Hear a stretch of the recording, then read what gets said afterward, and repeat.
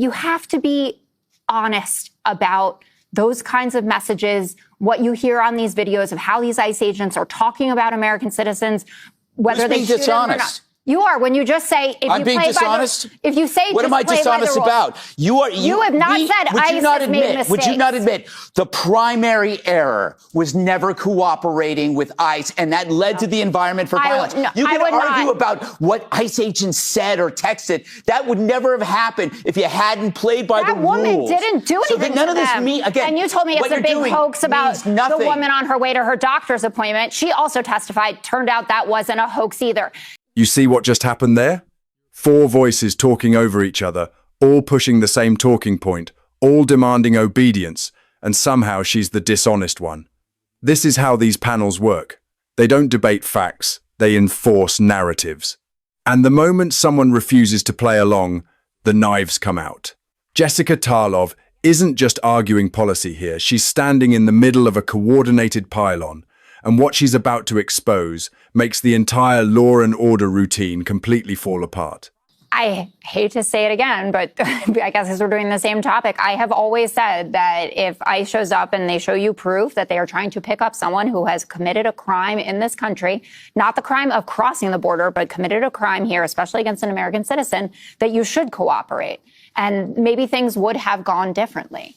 But the analysis that I'm hearing of, the wild protesters versus law and order just does not sync with reality. And Tom Homan admitted as much in his first press conference when he called it at 7 o'clock in the morning. And he said, I would not be here if mistakes were not made. We will see what happens in the investigations into the 2 officers shot Alex Preddy and Officer Ross, who shot Renee Good. And they might find that there was bad behavior, that they made mistakes, and that it wasn't the protesters' fault for, hurling her car into him or whatever Alex Preddy was doing. But you have to let that play out. You also have to be clear-eyed about the fact that this is clearly partisan for the president. And you look at what happened in Maine. There were surging ICE agents to Maine, and Susan Collins called up DHS Secretary Noem and said, actually, could you get them to leave? And she said, sure, no problem. Yeah, why, though? And Susan, because she's running for re-election, and she's but that's partisan. Amy Klobuchar makes a request, go away. Tim Walz says go away. Mayor Fry says go away. Tina Smith says go away. That doesn't matter to the president because they bat for the wrong team. But because he wants to help Susan Collins and he knows what a loser of an issue this is for the administration, he makes sure to protect her. And that's borne out across the board.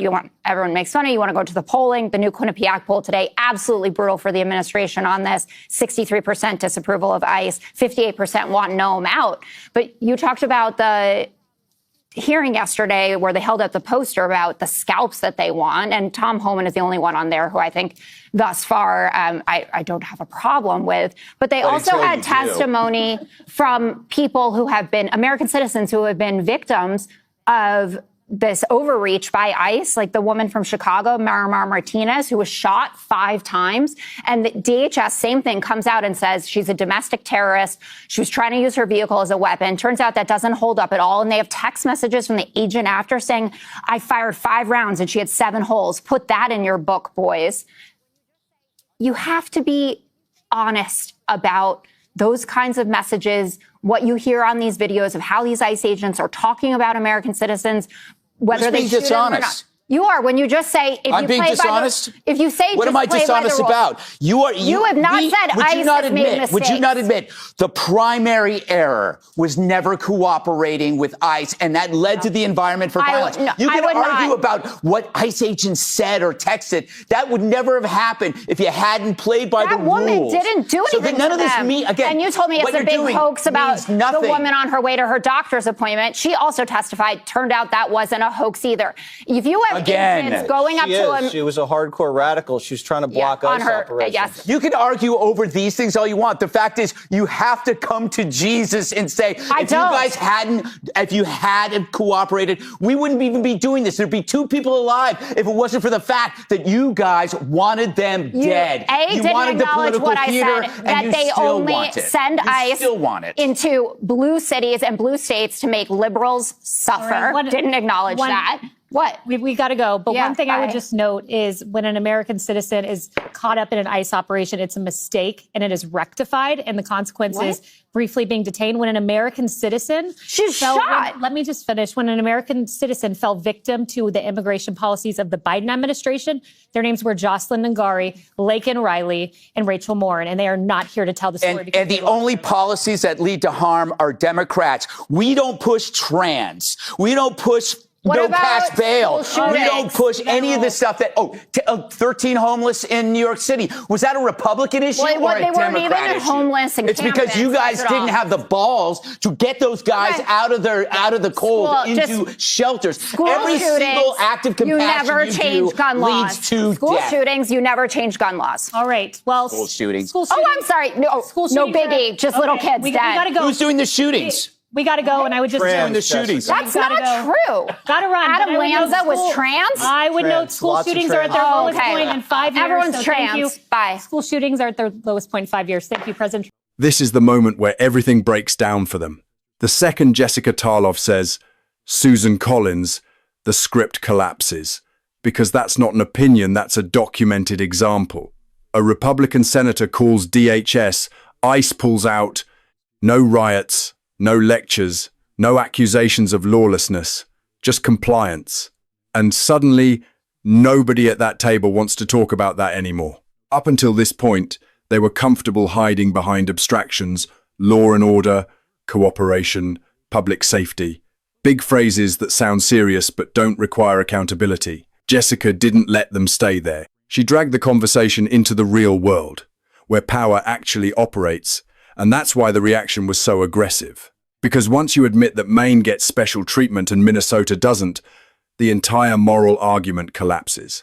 You can't explain why Republican requests are honored instantly while Democratic ones are ignored without admitting this is political enforcement, not neutral law. Watch how fast they pivot. They stop debating policy and start questioning her motives. They accuse her of wanting violence, of wanting people dead. That's not an argument, that's a tell. That's what happens when facts corner people who aren't used to being challenged. And notice something else. Nobody actually disproves what she says. Nobody says Susan Collins didn't call DHS. Nobody says ICE didn't leave Maine. They just move on, louder and angrier, hoping emotion can drown out reality. Jessica also dismantles the most dangerous lie at the center of this discussion. The idea that constitutional rights disappear the moment someone fails to cooperate. That logic quietly assumes federal agents are entitled to unquestioned obedience, and that any resistance retroactively justifies force. That's not law and order. That's authority without limits. And the real irony, even Tom Homan admitted mistakes were made. Even DHS investigations confirmed wrongdoing in multiple cases involving American citizens. But admitting that on this panel would require honesty. And honesty doesn't serve the narrative they're selling. So instead, they reach for distractions. Dead children, school shootings, culture war panic. Anything to pull viewers away from the simple, uncomfortable truth that Jessica laid bare. The rules change, depending on who's asking and what party they belong to. That's why this exchange matters.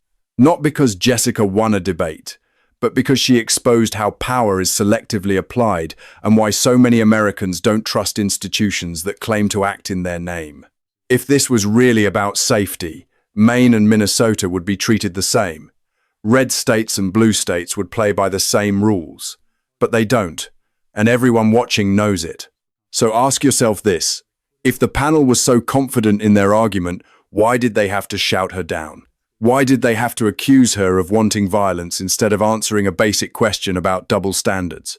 That silence tells you everything. Now, I want to hear from you. Did anyone at that table actually have an answer for the Susan Collins example?